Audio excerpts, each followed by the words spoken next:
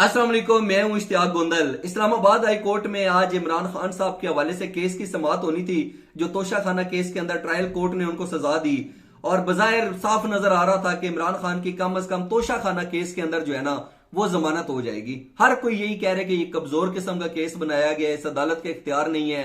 और फिर किसी और ने नहीं बल्कि जो सुप्रीम कोर्ट के चीफ जस्टिस है उमर अता बंदियाल साहब, उन्होंने बड़ा खुलकर कह दिया कि बादिल नजर के अंदर ये जो ट्रायल कोर्ट का फैसला है इसके अंदर बहुत सारी खामियां मौजूद हैं और अहकामात भी उन्होंने दिए इस्लामाबाद हाई कोर्ट को। तो बजाहिर ये जमानत का जो मामला था या ये जो सजा दी थी उसका मुअत्तल होना यकीनी नजर आ रहा था। लेकिन आज इस्लामाबाद हाई कोर्ट के अंदर सारी सूरत हाल बदल गई। बड़े दिलचस्प मगर अजीबो गरीब किस्म के वाकयात हुए और सिर्फ इतना ही नहीं हुआ बल्कि लतीफ खोसा साहब ने बड़ा खुलकर जो है ना आज इमरान खान को डिफेंड किया है। उन्होंने वो कहते हैं ना कि बिल्कुल जो है ना तबाही फेर के रख दी है। और फिर उसके बाद लतीफ खोसा साहब के साथ जो कुछ हुआ है वो भी एक बड़ी अहम पेशरफ्त है कि किस तरीके से 20 मिनट के लिए वो लिफ्ट के अंदर फंस कर रह गया और उसके ऊपर जो है वो एहतजाज भी किया गया। ये क्या मामला था? क्या लतीफ खोसा साहब को इस चीज की सजा दी गई कि इमरान खान के खिलाफ खुलकर मत बोलो वरना तुम्हें सबक सिखाएंगे? और 70 साल की उम्र के अंदर तुम्हें लिफ्टों के अंदर बंद करना तुम्हारे लिए कोई मसला ही नहीं था। ये माजरा क्या है, इस हवाले से भी बात करेंगे। सबसे पहले ना इस्लामाबाद हाई कोर्ट के अंदर आखिर क्या हुआ इसके हवाले से 3-4 बड़ी अहम चीजें आज बड़े जो है वो अहम तरीन मालूमात सामने आ गई हैं, हकायक सामने आ गए हैं। और वो जो लोग कहते हैं ना कि इमरान खान ने सिस्टम को ही नंगा कर दिया, वैसे ही नहीं कहते। बजाहिर ऐसा नजर आता है कि ये चीजें जो है वो दुरुस्त साबित होती जा रही हैं।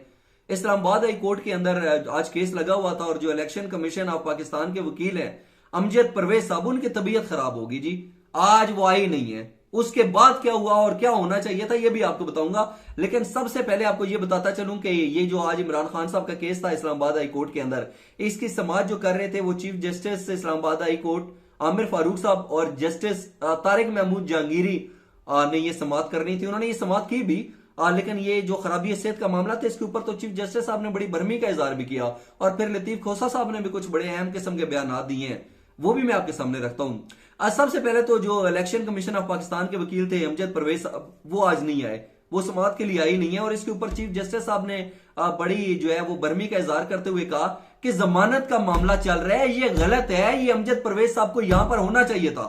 इसके ऊपर जो इलेक्शन कमीशन ऑफ पाकिस्तान के मामून वकील थे उन्होंने कहा जी कि ऐसे हालात तो किसी के साथ भी हो सकते हैं, मतलब कोई भी शख्स बीमार हो सकता है, किसी की हालत भी नासाजगार हो सकती है।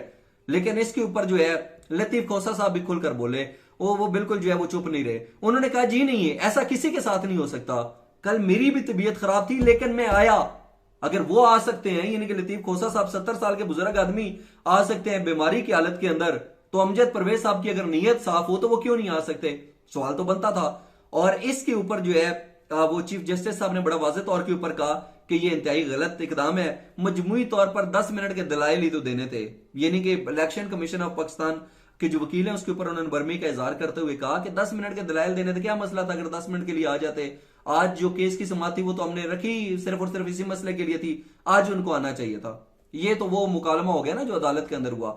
लेकिन मुझे लगता है कि ये सारा मैच फिक्स है, ये सोची समझी प्लानिंग है, ये साजिश है, वट एवर जो कुछ भी है।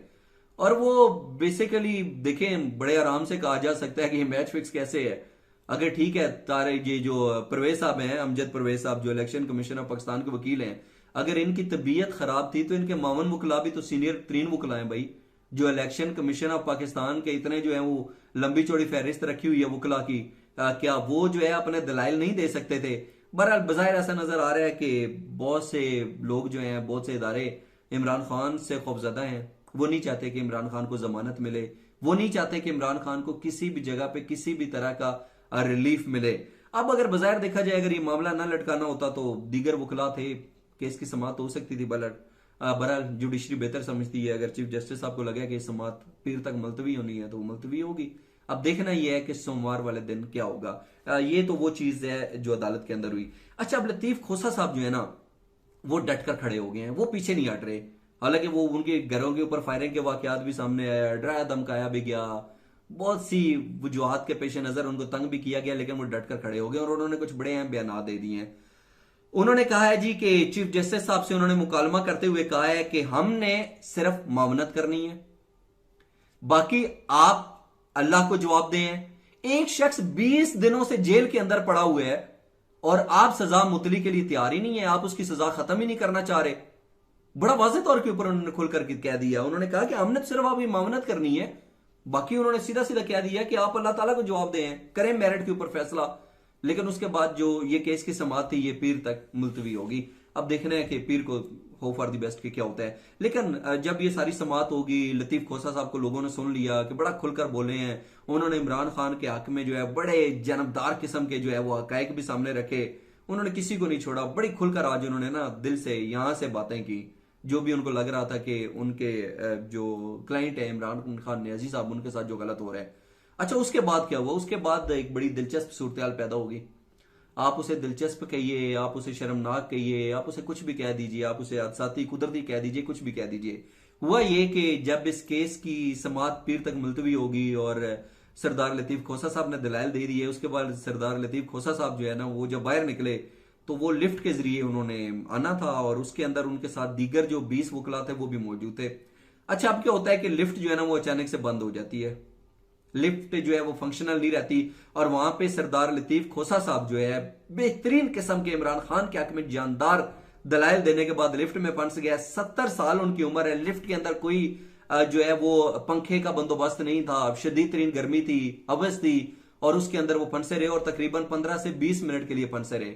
उसके बाद जो उनके मामन वकील हैं, सुजैन खान गालबन उनका नाम है, उन्होंने एहतजाज भी किया। उन्होंने कहा कि जो खान साहब हैं उनको अंदर बंद किया हुआ है और वकला को भी अब जो है उन्होंने बंद कर दिया है। खैर, उसके बाद जो है जो अमला था वो आया और उन्होंने मुख्तलिफ औजारों की किस्म से जो है मदद से जो है वो लिफ्ट के अंदर से सरदार लतीफ खोसा साहब को बाहर निकाला। अब देखें, दो सादा सी चीजें हो सकती हैं। अभी अगर वहां पे देखा जाए तो लिफ्ट तो मेरा ख्याल है पुरानी नहीं है, नई नई लिफ्ट है, कैसे खराब होगी अचानक से? और फिर उसने तभी खराब होना था जब लतीफ खोसा साहब जो है इस तरह के दलाइल देने के बाद बाहर निकले थे। मतलब क्या है, ये लतीफ खोसा साहब को मेंटली टार्चर किया जा रहा है या उनको पैगाम दिया जा रहा है कि ये जो काम कर रहे हैं ना, जिस तरीके से आप खुलकर इमरान खान साहब की वकालत कर रहे हैं, इससे बाज रहे हैं वरना चीजें बड़ी गलत हो जाएंगी, खराब हो जाएंगी। इस मसले में इतना ज्यादा ना कूदें, इतनी ज्यादा जो है ना वो एफिशिएंसी ना दिखाएं कि चीजें आपके गले पड़ना शुरू हो जाएं।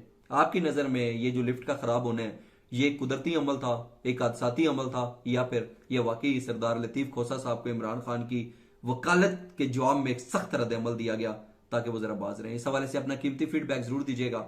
आज का व्लॉग देखने का बहुत शुक्रिया, अपना बहुत सा ख्याल रखिए। अल्लाह हाफिज।